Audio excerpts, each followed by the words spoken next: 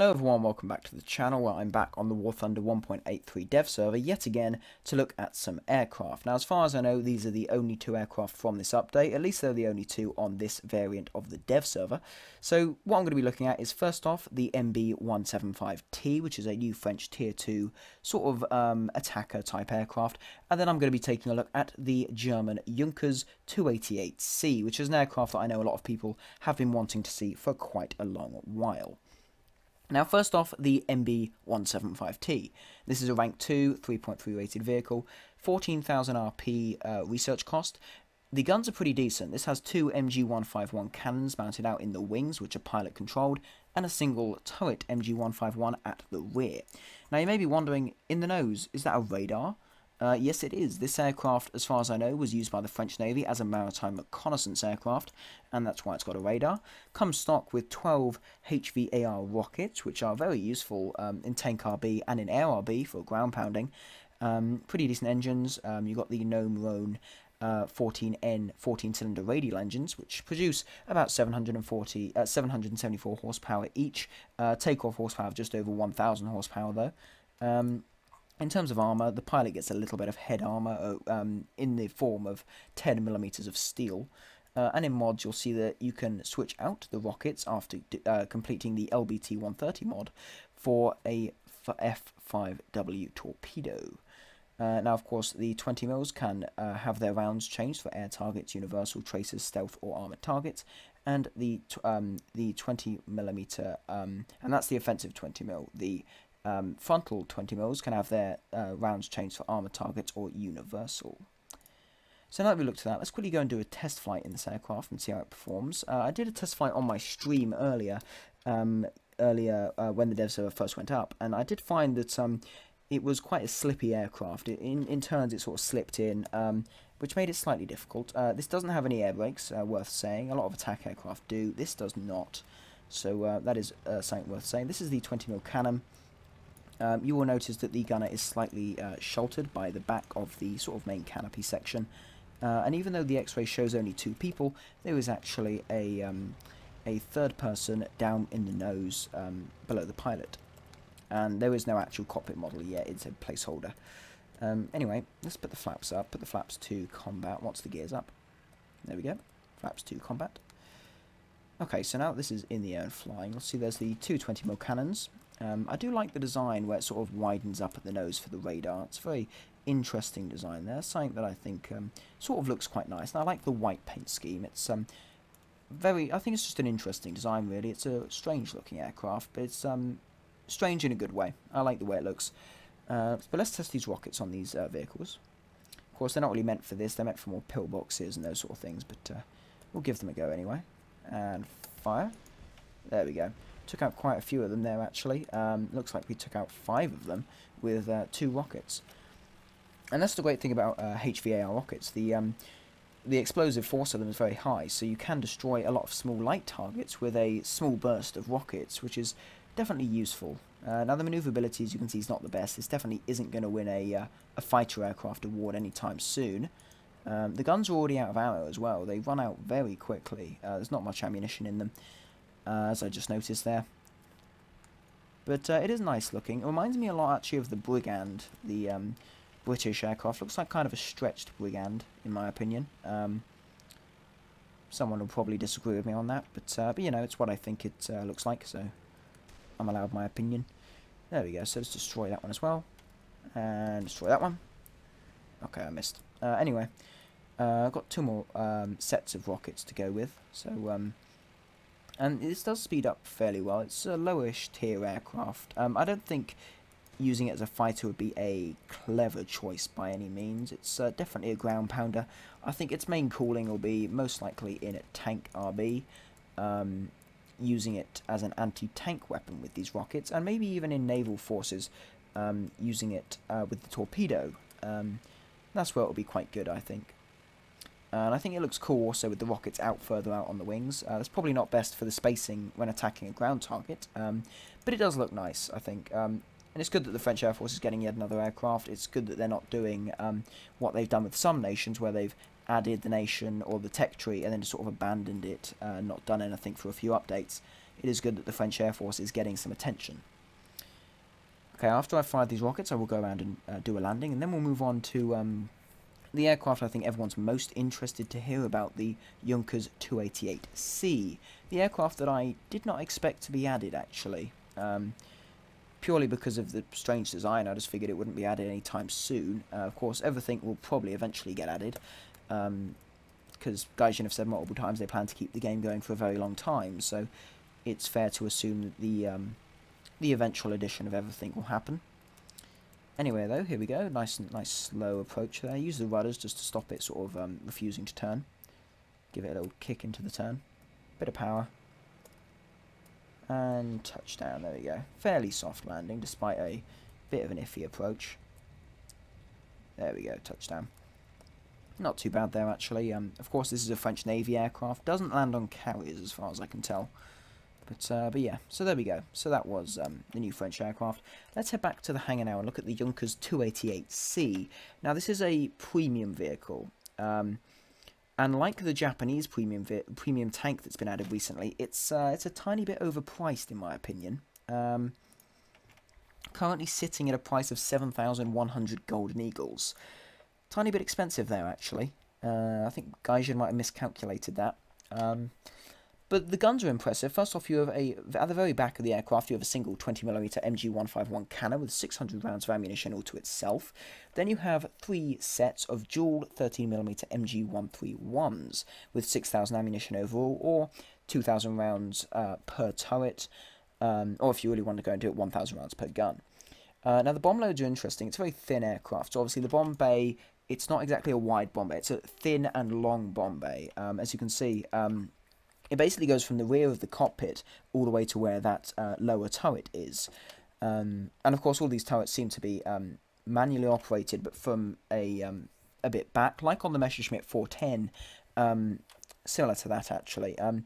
So it's got the base stock, sort of so-called stock payload, is 36 50-kilogram bombs. Definitely very good for if you want to use it as a ground pounder and take out a lot of small targets. And it's got a crew of 4, 367 mile an hour, so not a slow speed there, and that's at 16,000 feet. So obviously, it's built to be a high-altitude bomber, rather than being a low-level aircraft. Max altitude of 36,000 feet, turn time of 33 seconds, rate of climb of 8.6 meters per second, and a takeoff run of 6,500 feet, which is quite a lot. I think the main amount of people that will be happy with this aircraft being added are people that have been wanting more World War II content. This is a World War II aircraft. A lot of people are going to be happy with that addition. Looking at the armour, though, you'll see that there's some 8mm steel at the bottom of the cockpit and on the seats, and then some 10mm steel as the headrests. Going on to X-ray, you will notice that the engines are seem to be coupled Daimler-Benz 610s, which I believe is the same engine layout that is quite common on the Heinkel 177. And you'll also notice actually how the cockpit seems to, it's fat at the front, it sort of just goes inwards and gets really thin. I'm not sure why they picked the thin fuselage design, probably just due to some kind of aerodynamics or something like that. Oil cooling, lots of oil cooling systems, fuel tanks, those sort of things, and there's all the turrets as well. Going on to mods, though, you'll see that you can, once you buy it, obviously you'll get all the mods. You can get these extra mods, armoured targets universal for the 20mm, and armoured targets for the 13mm. And for the bomb load, there's a few payloads. First off, the 36 SC-50s, or you can take 8 SC-250s, 3 SC-500s, 2 SC-1000s, or the final payload of 2 SC-1800s, which is what I'm going to be taking in this test flight. So we're going to jump into a test flight. I'll take the max payload, just because those bombs, fairly big weapons. Of course, if you wanted to do ground pounding on small targets, I would say take the 8 SC-250s if you can be accurate with your bombs. If not, take the SC-500s. Let's put the rounds also to armoured targets for the 13s and universal for the 20. Not that we're going to be using them much, but might as well take them. So we get an air spawn as well, most likely just the long takeoff distance that this thing has. Not sure why it isn't at the other airfield, because the 177 spawns at the other airfield for the test flying for the Germans. But here we go. So first off, one thing you'll notice is that for sim battles, the cockpit is very, well, you have a good view, good panoramic view around there, lots of viewing. Not to mention below the nose as well, you can see quite a lot, which could be useful.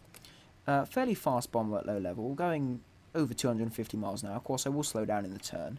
And opening the bomb bay, you'll see how these 180 kilogram bombs only just fit in. But they are very big bombs, so that would be expected. Now, there's of course a bomb view, so what I'm going to do is I'm going to bomb some of these anti-aircraft targets. Dropping one bomb should be able to destroy all of them. So we'll drop it there, turn away, close the bomb bay, and watch that go down. It's landed nearby, and it still destroys them all. Very powerful bomb. I think 1,800 kilograms is around 3,000 pounds, if I'm not wrong. I think it might be. Of course, I'm not entirely sure, though, but I believe it's around the 3,000 pounds. So, pretty decent payload in that aspect. Now, opening the bomb bay yet again, I find it's good to close it just for sort of aerodynamic purposes. I'm not sure if that's even modelled in game, actually, but, you know, it's a good thing to do anyway. And drop the bomb. Hopefully I don't blow myself up. Yeah, there we go. Nice. One thing to note also is this aircraft does have air brakes on the top and bottom of the flaps, actually. So I'll open them up. As you can see, it's on the top and bottom. One folds backwards, one folds forward. Very similar design to the Junkers 88's flaps. Of course, this is actually a natural progression from the Junkers 88 design. I do like the thin design. I love the wing design as well, how it sort of goes from thin at the beginning to slightly fatter, then to thinner. Very nice design. Very sort of... I think it's quite an elegant aircraft design, especially... and the coupled engines also give it a lot more power. And the climb rate's very good as well. Let's just test the climb rate for a second. See how that does. I think that's a good... let's go 10 degrees. 15 degrees of climb I think is a good thing to go with. Damn it. Okay, there we go. Yeah, it can climb fairly quickly. What I'll do now is I'll go around and land. I'll get rid of these bombs, just so most of my circuit I won't have them. Get rid of them bombs. Go away. There we go. Definitely a big bomb though, I will say that. Very big. And it spirals when it falls as well. Probably just because I was in a turn though. There we go. Okay, so gear down. Now you will notice when the gear goes down, only a small bit of the gear leg stays out, as well as the fact that the leg... is that a leg? What is that? I don't know, a big piece of metal that goes on the front of the gear leg seems to fold out as well. Interesting gear design, I will say. I do like the gear design. A little bit opens at the back for that to go through. Lots of little doors for the gear. But anyway, so going in fairly slow. Keeping it slow. Pull up. There we go. Flaps landing, so keep it nice and slow.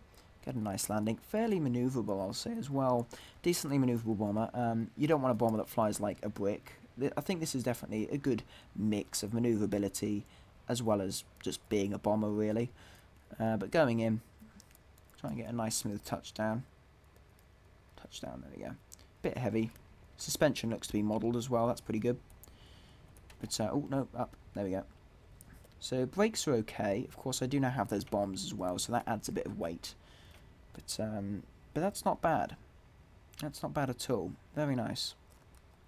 I will say, well done, guys. The model's very nice. The only thing you can improve is possibly minimising the price a little bit. It is a bit hefty in terms of the price range.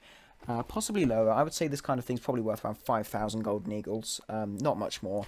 I'll say 5,000, maybe 6,000 at a push, just due to how unique the vehicle is, but I wouldn't say much more. In terms of RP cost, you get 516 RP and 720 Silver Lions.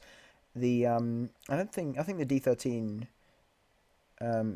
yeah, it's the same as the D13, and the D13 is overall cheaper. Same as the Tempest, that's cheaper. So I don't see why it's so expensive. And the Silver Lions is the same as the 109Z, and it's actually more Silver Lions, but it's got the same RP as the DO 335B2, so, and that's way cheaper. So, you know, guys, think about it, change the cost. I think that would be a very big positive for the community. Anyway, though, thanks a lot for watching the video. If you did enjoy, please consider leaving a like. Maybe even subscribe to the channel. If you do, that would be very much appreciated. Thanks again for watching, and I'll see you in the next one.